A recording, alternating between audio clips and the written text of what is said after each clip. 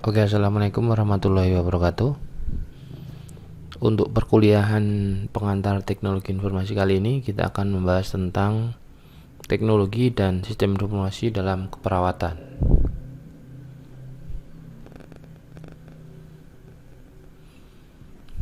Oke, untuk pendahuluannya, memang perkembangan teknologi begitu cepat secara tidak langsung mengharuskan manusia untuk menggunakan dalam segala aktivitasnya. Peranan teknologi di sini pada aktivitas manusia sekarang ini begitu besar dan sering kali digunakan. Teknologi telah menjadi fasilitas utama bagi kegiatan berbagai sektor kehidupan, di mana memberikan andil besar terhadap perubahan-perubahan yang mendasar pada struktur operasi dan manajemen organisasi, pendidikan, transportasi, kesehatan, dan penelitian. Kemajuan teknologi pula membuat pelayanan kesehatan menjadi semakin berkembang, terutama dalam hal anestesi. Pemberian anestesi adalah upaya menghilangkan nyeri dengan sadar atau spinal anestesi, atau tanpa sadar general anestesi, guna menciptakan kondisi optimal bagi pelaksanaan pembedahan. Selanjutnya, untuk teknologi bidang kesehatan ada dua. Yang pertama adalah teknologi kesehatan, yaitu berfokus pada peralatan penunjang medis dan penunjang diagnosis. Kemudian yang kedua ada teknologi informasi, berfokus pada manajemen sistem informasi untuk menunjang pelayanan dan penelitian kesehatan dan keperawatan. Nah, dua teknologi inilah yang sering digunakan dalam dunia kesehatan, ya. Selanjutnya, untuk era globalisasi saat ini, perkembangan teknologi kesehatan dan teknologi informasi semakin berkembang begitu pesatnya. Saat ini, siapa saja yang mampu menguasai teknologi yang ada di bidang kesehatan, maka orang tersebut akan menjadi pemimpin dalam dunia bisnis. Oleh karena itu, perkembangan teknologi mempunyai manfaat dan peranan yang sangat penting bagi kita, khususnya di bidang kesehatan. Selanjutnya, untuk pengertian teknologi di bidang kesehatan, yang pertama ada teknologi kesehatan, yaitu segala hal yang berhubungan dengan kemutakhiran peralatan penunjang medis dan peralatan penunjang diagnosis. Ini biasanya itu kalau misalnya kita lihat di medis, mungkin kalian lebih tahu ya, di peralatan operasi, misalnya pelayanan keperawatan anestesi, ya, itu teknologinya banyak sekali yang kita jumpai. Kemudian yang kedua ada teknologi informasi, segala hal yang berhubungan dengan kemutakhiran dalam pembentukan, penyimpanan, dan penyebaran informasi.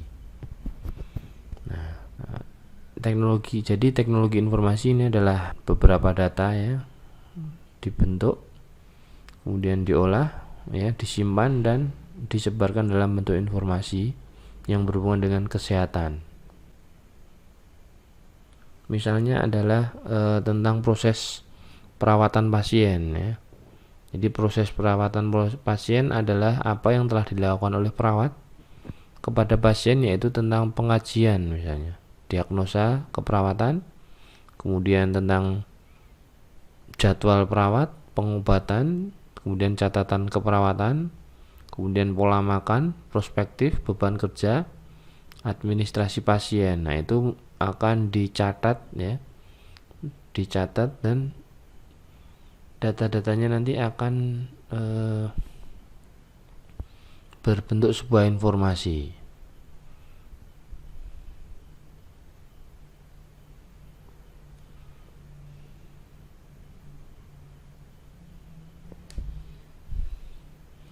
Selanjutnya, perlunya teknologi kesehatan dan teknologi informasi karena kompleksitas tugas manajemen, kemudian pengaruh globalisasi, perlunya respons time cepat, tekanan persaingan bisnis, kemudian perkembangan iptek, era globalisasi, era reformasi.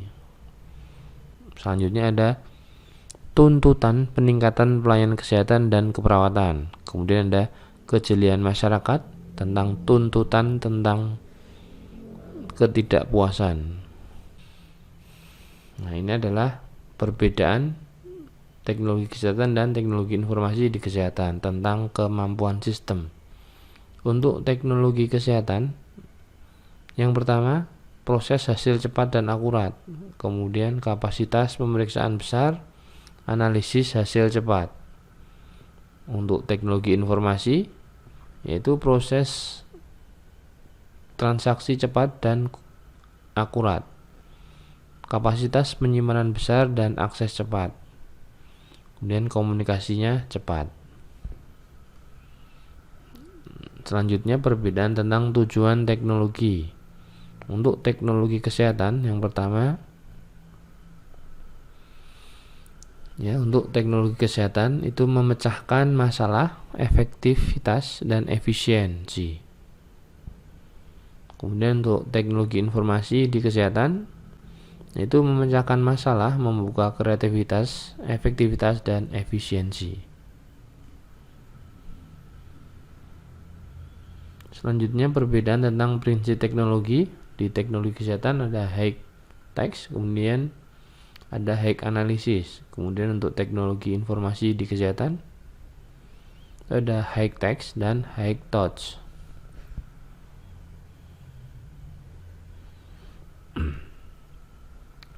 Selanjutnya untuk perbedaan yang keempat ada fungsi teknologi.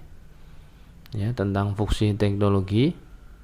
Kalau teknologi kesehatan, yang pertama untuk menangkap, mengolah, menghasilkan dan menyimpan. Kemudian untuk teknologi informasi di kesehatan ada yang pertama menangkap, mengolah, menghasilkan, menyimpan, mencari kembali, kemudian melakukan transmisi. Selanjutnya perbedaan tentang keuntungan teknologi. Untuk teknologi kesehatan, yang pertama ada reliability, kemudian yang kedua ada responsiveness, kemudian yang ketiga ada assurance, kemudian yang keempat ada tangibles, kemudian yang kelima ada speed dan konsistensi. Untuk teknologi informasi di kesehatan ada speed, konsistensi, precision dan reliability. Nah, ini adalah tentang aplikasi teknologi. Perbedaan di aplikasi teknologi. Nah, untuk teknologi kesehatan itu ada CT scan, kemudian ada sinar X, kemudian ada ECG, ECT, kemudian ada monitor detak jantung dan TTV melalui monitor komputer. Kemudian ada MRI. Untuk teknologi informasi di kesehatan, yang pertama ada sistem pendokumentasian asuhan keperawatan berbasis komputer. Kemudian yang kedua ada sistem informasi rumah sakit dan yang lain-lain. Nah, ini adalah perbedaan di aplikasi teknologi. Jadi secara tidak langsung penggunaan teknologi kesehatan di aplikasi teknologi banyak dijumpai dalam ruangan operasi. Ini semua alat berada di ruang operasi. Nah, selanjutnya ada data. Data adalah fakta-fakta mentah atau deskripsi-deskripsi dasar dari hal, event, aktivitas, dan transaksi yang ditangkap, direkam, disimpan, diklasifikasikan tetapi tidak diorganisasikan untuk tujuan spesifik tertentu. Contoh data antara lain data hasil lab, hasil pemeriksaan, jumlah pasien, kemudian ada BOR, LOS, dan ALOS, kemudian jumlah perawat. Kemudian informasi sendiri adalah sekumpulan fakta atau data yang diorganisir dengan cara tertentu sehingga mereka mempunyai arti bagi si penerima. Sebagai contoh, bila kita masukkan nama pasien dengan hasil pemeriksaan, nama perawat dengan beban kerja, kemudian jumlah gaji perawat dengan jumlah jam bekerja, kita akan mendapatkan informasi yang berguna atau yang dibutuhkan. Nah, dengan kata lain, informasi datang dari data yang akan diproses. Selanjutnya ada pengetahuan. Nah, pengetahuan terdiri dari informasi yang sudah diorganisasikan dan diproses untuk memperoleh pemahaman, pengalaman, pembelajaran yang terakumulasi sehingga dapat diaplikasikan dalam masalah atau proses bisnis tertentu.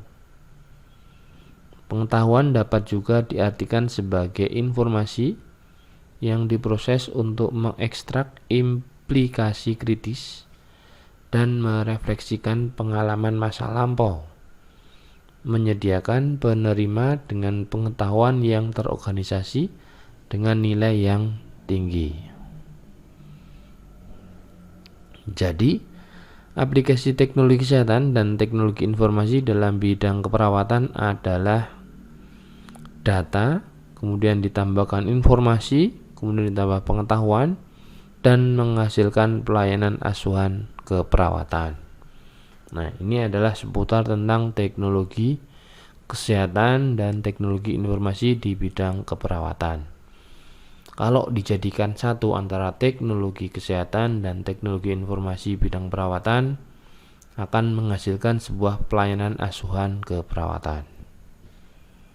Nah, itu adalah tentang teknologi kesehatan dan teknologi informasi bidang keperawatan.